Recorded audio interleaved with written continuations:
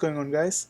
In this video we are going to see how to find the linear approximation of a multivariable function, and we have the point given, we have the multivariable function, and also we have the point that is 2 comma 1, and we are going to use this one to approximate. After we find the linear approximation, we are going to use that one to approximate this value f of 1.95, 1.08.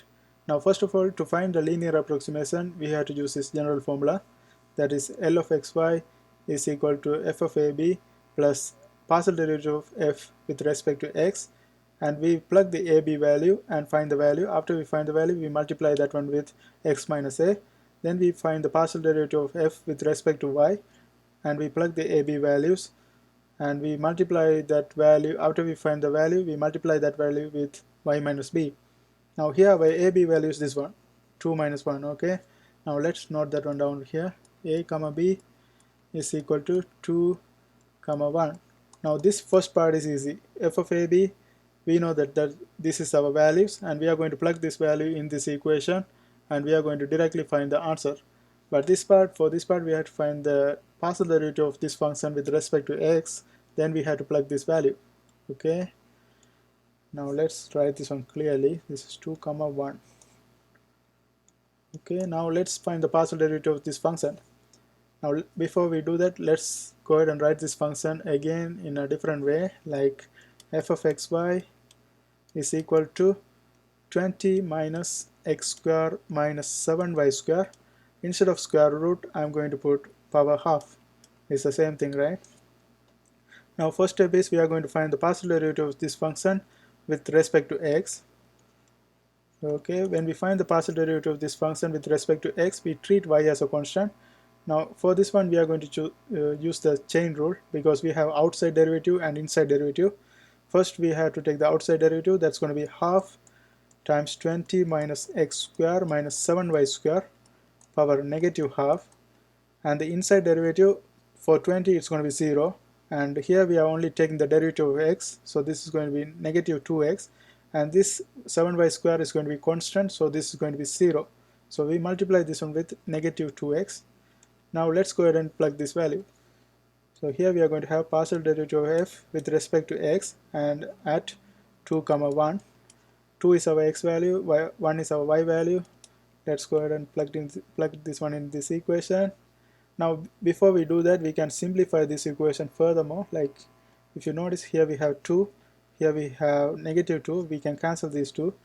So we will end up with negative x over square root of 20 minus x square, because this is negative power half, so that's going to be 1 over square root of this one.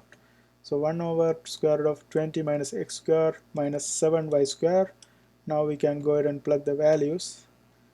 So negative x is going to be negative 2 divided by square root of 20 minus x square is going to be 2 square, that's going to be 4, minus 7y square, y is 1, so that's going to be just 1 square, so that's going to be just 1.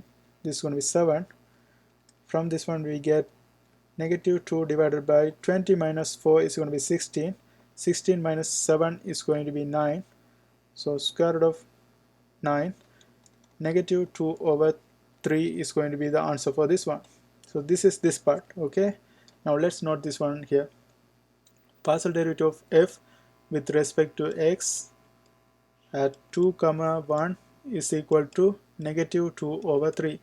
So this is one information we need in order to do the linear approximation. Now another information we need is this one. We have to find the partial derivative of this function with respect to y, and we have to find the value. We have to plug it in this a comma b value in this partial derivative, and we have to find the final value like this one. Okay, now let's do that part.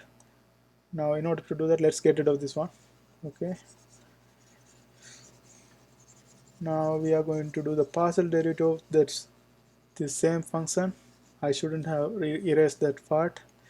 Okay, let's write this part again. F of xy is equal to 20 minus x square minus 7y square power half.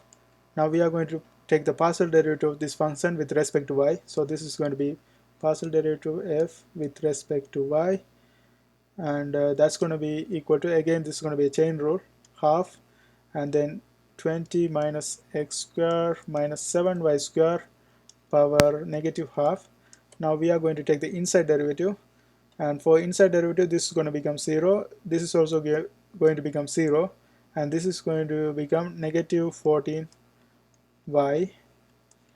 Okay, now we are going to plug the values.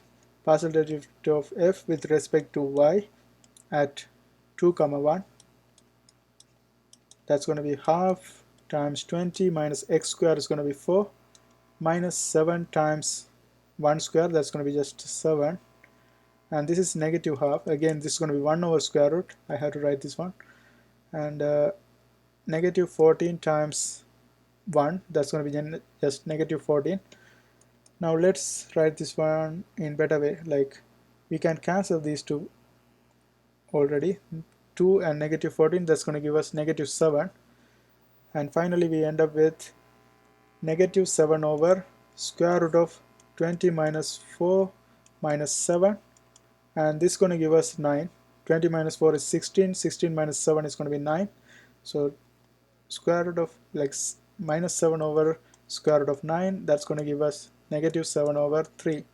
Okay, this is partial derivative of f with respect to y at 2 comma 1, that's equal to negative 7 over 3. Now we have these two parts. Now the one more part we needed is this part. We had to find the partial not partial derivative, f of ab. So we had to plug this ab value in this function, and we had to find the final answer. Now let's go ahead and do that. Okay,